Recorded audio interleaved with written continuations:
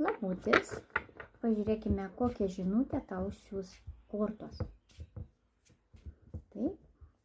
Ką tau nori perduoti kortos? Svarbiausius aspektus.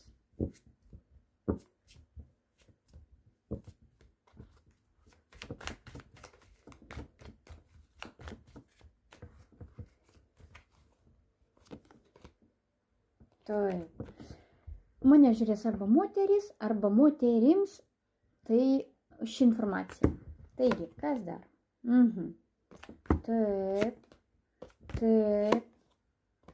Taip.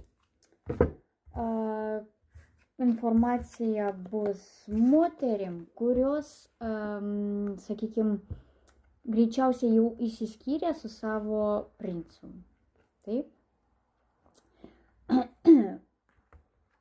Kodėl čia išsiskyrėt, kodėl čia buvo skyrybos.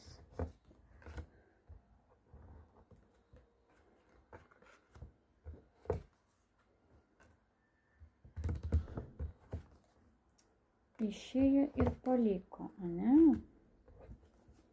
Išėjo ir išėjo.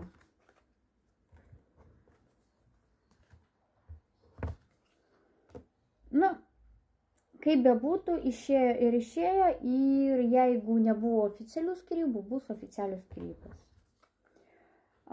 Taip. Kas dar? Ar jis sugrįš?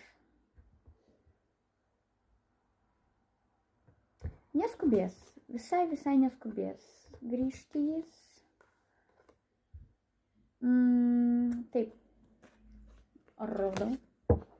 Pageba. Rodau, reiškia, jis išėjo ne šiaip savo, ane, jis štai santuokoje, taip. Kurį laiką dar palauks, neskubės niekur, bet pas jį yra kita dama. Dėl to jis ir išėjo. Galbūt pats specialiai darė tą spaudimą, ane? Galbūt pats inicijavo specialiai skyrybas, taip kad būtų pagaliau pabaiga, ane, pats darė kažkokį tai spaudimą, todėl kad pas jį yra, reiškia, kažkur tais paslaptingoji dama. Taip. Ir daugiau kortos rodyti nenori.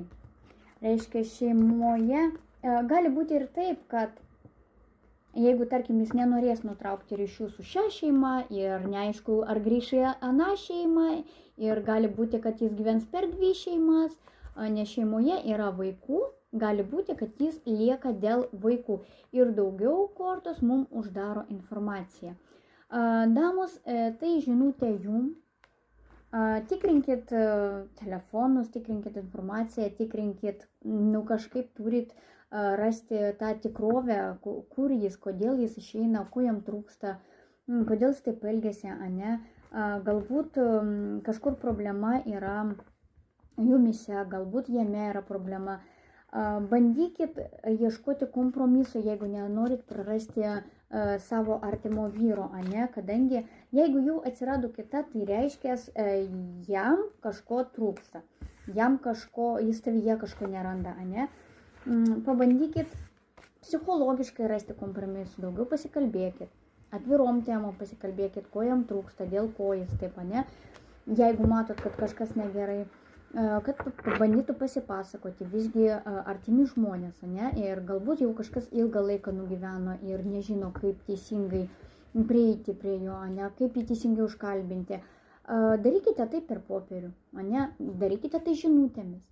Mačiau labai įdomią idėją, kaip suartinti, reiškia, kaip suartėti, ane. Parašykit, kad jis parašytų, kaip jis nori matyti savo žmoną, visą savybę žmonos, o jūs vyro savybės, koks nori būti, kad būtų vyras. Ane? Ir tų savybių turi būti 10. Jis turi pateikti jum 10 žmonos savybės. Ir lygiai taip pat jūs turite pateikti savo 10 norimo vyro savybių. Tokiu būdu galbūt rasite kompromiso ir jis galbūt labiau jūs supras. Pavyzdžiui, galbūt jūs norit, kad jis kojinių nemėtytų, ar ten indus išplautų, ar ten tiesiog tyliai pasėdėtų, kol jūs plaunat indus, ane? Ar ten, dar kažkokiu tai įdomių dalykų padarytų, ane? Tuo tarpu jis irgi žinos, ko jūs norit ir ko jis nori. Tai galbūt pavyks jums kažkaip susitarti ir suprasti vienas kitą, ne? Tai va, toks patarimas. Ne ką, sėkmės.